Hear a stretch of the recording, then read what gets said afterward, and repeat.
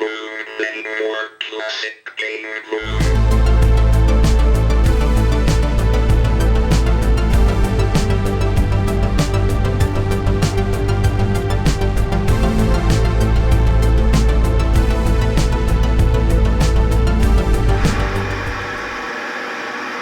Isn't that beautiful? I love the Atari 7800 intro screen because it means I'm a professional at playing Atari. And this is the review of Super Circus Atari Age on the Atari 7800 Pro System, based on the classic Circus Atari for Atari 2600. A beautiful reimagining of Circus Atari, a game where you kill clowns over and over and over again, and score points while you're at it. But I would say the objective is really to kill as many clowns as possible. Even though you're scored for the balloons, that's dumb, whatever. Pro tip, everyone, use your gamepad or joystick or whatever on the left controller port and your paddle controllers on the right controller port. You need this to select the menus or make changes on the menus. We'll turn the classic mode on here, and then we'll go down here to paddle controller, or you could use driving controller, but I'm going to use paddle controller.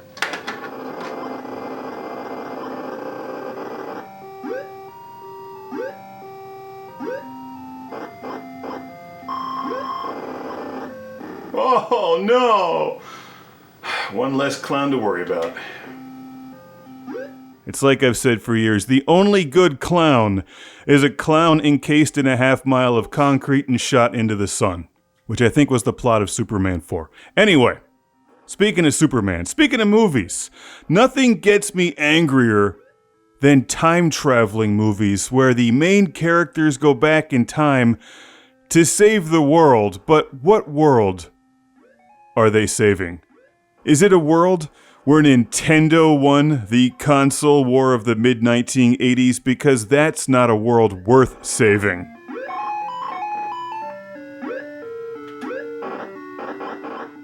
Look at the pickle we're in. This is because people didn't buy the Atari 7800. Instead, for some inexplicable reason, they bought NESs back in like 85, 86 and played Super Mario Brothers instead of Robotron 2084 on their Atari 7800 Pro System. If people were more professional, the world would be like this unimaginable utopia where everyone would solve their problems with combat instead of with real tanks. And we'd fix global warming because we'd all play basic programming and be smarter. And nobody would suffer from a fear of missing out when we're all playing Yar's Revenge. If you're gonna go back in time, in addition to seeing Star Wars for the first time before they screwed it up, you'd better sabotage Nintendo's NES launch so that Atari would be the dominant game console of the next millennium. Since that's not likely to happen, what we need to do is make Atari the dominant game system of the next millennium anyway, starting right here on the Atari 7800, which is the best game console ever created with the word Pro in the title because it also plays Atari 2600 games and works with the paddle controllers on Super Circus Atari Age. You know what the NES doesn't have? Paddle controllers. I mean, there's probably some paddle accessories. You know what the NES doesn't have? Proper Atari paddle controllers. I think there's like an Arkanoid gamepad, which is kind of okay. But proper Atari controllers are the way to go. Atari paddle controllers. Or driving controllers, which work with this game. So for those of you who collect Atari, and like you have all the Atari stuff except for some reason you don't have the paddle controllers, you just have the driving controllers for Indy 500, no fear. They'll work right here on this game. That rhymes. Checkpoint. Yeah! In my future, El Camino's fly in space, the Atari Jaguar replaces the Apple Watch, and Led Zeppelin just plays through the ether. Like, you don't even need speakers, it's just the soundtrack to reality.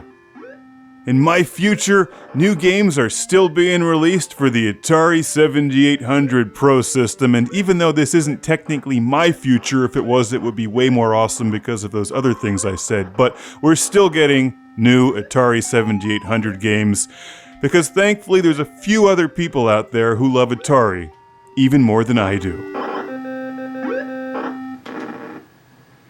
Or maybe they don't love Atari more than I do, they're just better at making games than I am, which doesn't take much. I don't know how to do that. But you know what I do know how to do? Drink beer and talk about Atari. Congratulations! This game is great, and that says a lot considering how much I hate clowns. I find it infuriating that you're scored for popping the balloons instead of murdering the clowns, but whatever, at least we get better graphics so you can watch the clowns die in greater detail. If you look really closely, you can see their brains running out from their ears. So for those of you who don't know, Circus Atari is a lot like Breakout, except instead of bouncing the block or the ball into the bricks with a paddle, you're bouncing it into the balloons with clowns on a teeter-totter.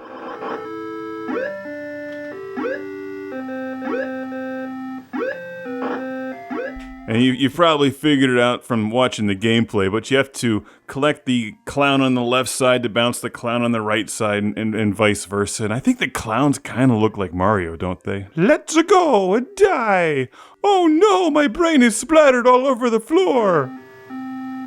Pushing the button on the controller will switch the side of the teeter-totter that the clown is on, and there's power-ups, so kinda like Arkanoid. And you can play this game with the joystick, paddle controller, driving controller, there's a couple other options, and this is from the fine folks at Atari Age. Not sure if it's still in print, but it's very good. And if you like Circus Atari or Breakout or Super Breakout, I think you'll love it. And remember, kids, Atari does what Nintendo don't.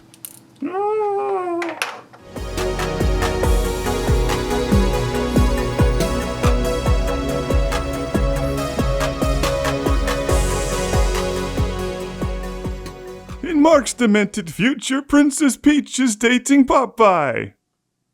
And who can blame her?